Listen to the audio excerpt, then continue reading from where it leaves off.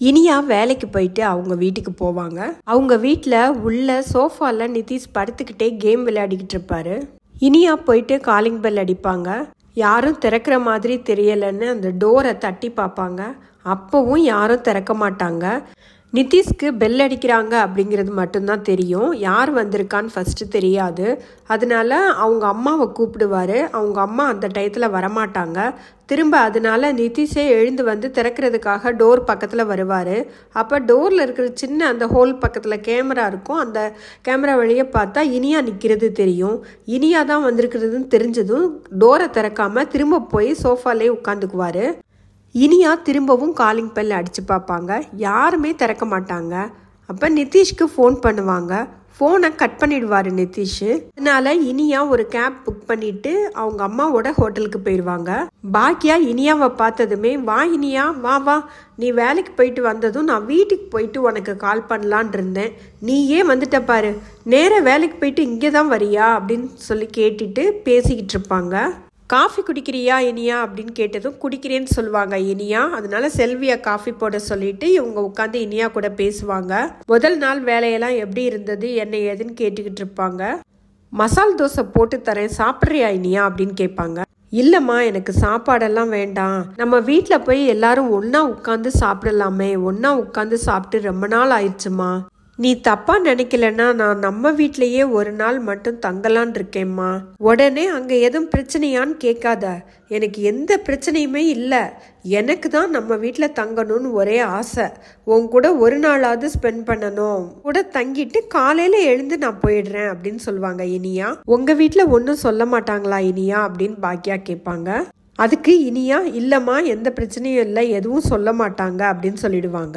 பாக்யா என்ன சொல்லுவாங்கன்னா, நீ உங்க வீட்டில் இன்ஃபார்ம் பண்ணிடு, நான் செல்வி கிட்ட சொல்லிட்டு வந்துடுறேன், நம்ம சீக்கிரமாவே கிளம்பி போயிடலாம் அப்படின்னு சொல்லுவாங்க. சீக்கிரமாவே வீட்டுக்கு போயிட்டு எல்லாம் சமையல்லாம் ரெடி பண்ணிடுவாங்க. ஹாலில் இனியா, செழியன், ஈஸ்வரி 3 பேரும் உட்காந்து பேசிக்கிட்டு இருப்பாங்க. கரெக்டா கோபி உள்ள வருவாரு. ஈஸ்வரி இனியா கிட்ட, பாத்தியா உங்க அப்பாவுக்கு ஃபோன் பண்ணி இனியா வந்திருக்கான்னு சொன்ன உடனே கிளம்பி வந்துட்டான் அப்படின்னு சொல்லுவாங்க. என்ன இனியா, எப்போ வந்து ரொம்ப நேரம் ஆயிடுச்சா, வேலையெல்லாம் எப்படி இருந்தது என்ன ஏதுன்னு கேட்டு பேசிக்கிட்டு இருப்பாங்க. பாக்கியா சமையல்லாம் முடிஞ்சதும் சாப்பிட்றதுக்கு எல்லாரையும் கூப்பிடுவாங்க. இனியா, நீ உங்க வீட்டில் சொல்லிட்டியா, வா சாப்பிடவா, நேரம் ஆகுது அப்படின்னு சொல்லிட்டு உள்ள வந்துருவாங்க. செழியனும் ரொம்ப பசிக்குதுன்னு சொல்லுவாப்ல. அதனால எல்லாருமே சாப்பிட உட்காந்துருவாங்க. இனியா கோபியவும் சாப்பிட கூப்பிடுவாங்க.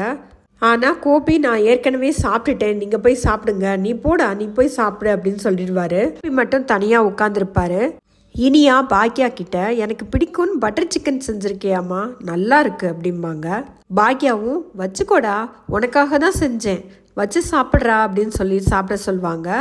ஈஸ்வரி என்ன கேட்பாங்கன்னா, பாக்கியா கோபி சாப்பிட்டு வந்த மாதிரி தெரியல, ஆனா உண்மையை சொன்னாக்க நீ சாப்பாடு தரமாட்ட, அதனால தர்ம சங்கடமா இருக்கும், இந்த மாதிரி ஒரு சூழ்நிலையை உருவாக்க வேண்டாம் அப்படின்னு சொல்லிட்டு தான் அவன் சாப்பிடாம வந்திருக்கான், கோபியவும் சாப்பிட்றதுக்கு கூப்பிடட்டுமா அப்படின்னு கேட்பாங்க. பாக்யா அமைதியா இருப்பாங்க. செழியன் என்ன சொல்வாருன்னா, இல்லை பாட்டி, அப்பா சாப்பிட்டு தான் வந்திருப்பாங்க அப்படின்னு சொல்லுவாங்க. ஈஸ்வரி என்ன சொல்லுவாங்கன்னா, என் பிள்ளை சாப்பிடாம தான் வந்திருக்கான், பிள்ளை முகத்தை பார்த்தாலே தெரியும் அம்மாவுக்கு அவன் சாப்பிட்டு வந்திருக்கானா சாப்பிடாம வந்திருக்கானான்னு. பாக்யா, நீ சொல்லு, அவனை சாப்பிட கூப்பிடட்டுமா, சாப்பிடட்டுமா அவனும் அப்படின்னு சொல்லிட்டு கேட்பாங்க. பாக்யாவும் சரின்னு சொல்லிடுவாங்க. ஈஸ்வரி கோபியை சாப்பிட்றதுக்கு கூப்பிடுவாங்க. கோபி, பரவாயில்லம்மா நான் வரல, நான் சாப்பிட்டுட்டேன் அப்படின்னு தான் சொல்வாரு.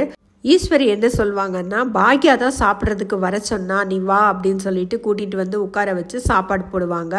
இனியா ஃபர்ஸ்ட் சாப்பிடும்போது பட்டர் சிக்கன் பண்ணிருக்கியா அப்படின்னு கேட்டதுமே கோபிக்கு சாப்பிடணும்னு ஆசையா இருக்கும். ஆனா அமைதியா தனியா உட்கார்ந்துருப்பாரு.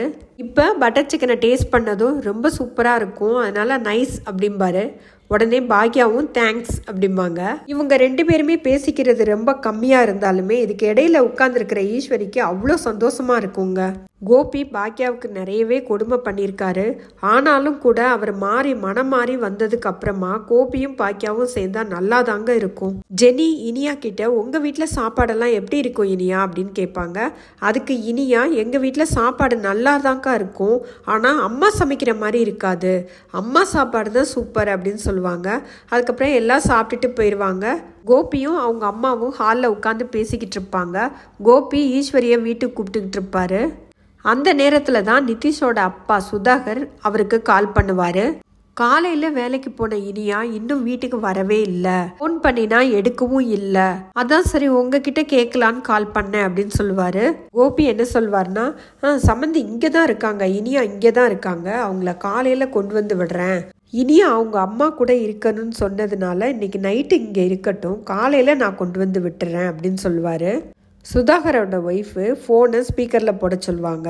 சுதாகர் என்ன சொல்வாருன்னா, என்ன அவங்க அம்மா வீட்டுக்கு போகக்கூடாதுன்னு நாங்கள் சொல்ல போகிறோம், இன்ஃபார்ம் பண்ணிட்டு போக வேண்டியது தானே, எங்ககிட்ட இல்லைனாலும் நிதிஷ்கிட்டையாவது இன்ஃபார்ம் பண்ணியிருக்கணும்ல அப்படின்னு கேட்பாரு. நிதிஷோட அம்மா என்ன சொல்லுவாங்கன்னா, நிதிஷ் இனியாவோட ஆஃபீஸ்லாம் போய் இனியாவை தேடிட்டு வந்துட்டாங்க, இனியா ஏன் இப்படியெல்லாம் பண்ணிட்டு இருக்காங்க அப்படின்னு சொல்லுவாங்க.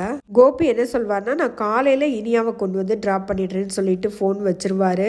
ஈஸ்வரி என்ன சொல்வாங்கன்னா, நான் இனியா கிட்ட போய் இப்பவே கேட்குறேன், ஏன் அவ இப்படி பண்ணா, வீட்டில் சொல்லாம இங்கே வந்தது தப்பு தானே, இப்படிலாம் பண்ணவே கூடாதே, நான் போய் உடனே கேட்குறேன் அப்படின்னு சொல்லிட்டு போவாங்க. கோபி தான் வேண்டவே வேண்டாம்மா, இப்போ வேண்டாம், காலையில பார்த்துக்கலாம், நான் போய் கேட்குறேன் அப்படின்னு சொல்லிட்டு போவாரு.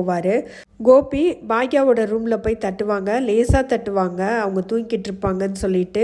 டோர் திறந்து தான் இருக்கும். உள்ள லேசா திறந்து பார்த்தா பாக்யாவும் இனியாவும் தூங்கிக்கிட்டு இருப்பாங்க. அதனால டிஸ்டர்ப் பண்ணாம கீழே வந்துருவாரு. அவங்க அம்மா கிட்ட, நீ எதுவும் இப்போ எழுப்ப வேண்டாம், யார்கிட்டையும் எதுவும் கேட்க வேண்டாமா, காலையில் நான் வர்ற வரைக்கும் அமைதியாக இருங்க, காலையில் நான் வந்து இனியா கிட்ட பேசிக்கிறேன், அது வரைக்கும் நீங்கள் இதை பற்றி எதுவும் பேசக்கூடாது அப்படின்னு சொல்லிட்டு கிளம்பிடுவார். காலையில் ஈஸ்வரி ஹாலில் உட்காந்துருப்பாங்க. பாக்கியா காஃபி கொண்டு போய் கொடுப்பாங்க. அப்போ ஈஸ்வரி இனியாவை கூப்பிடு நான் பேசணும் அப்படின்னு சொல்லுவாங்க. இனியா எதுவும் உங்ககிட்ட சொன்னாலா அப்படின்னு சொல்லிட்டு கேட்பாங்க. பாக்கியா எதை பற்றி அப்படின்னு சொல்லுவாங்க. இல்லை நீ இனியாவை கீழே கூப்பிடு, அவள் எழுந்துட்டாளா அப்படின்னு கேட்பாங்க. இனியா அப்போவே எழுந்துட்டா, ஃப்ரெஷ்அப் ஆகிட்டு இருக்கா, இப்போ வந்துருவா அப்படின்னு சொல்லுவாங்க பாக்கியா. அதுக்குள்ள கோபியும் உள்ளே வந்துருவாரு. கோபியும் இனியாவை கூப்பிடுவாரு. அவ்வளவுதான், இன்னைக்கு எபிசோடு இதோட முடிஞ்சது.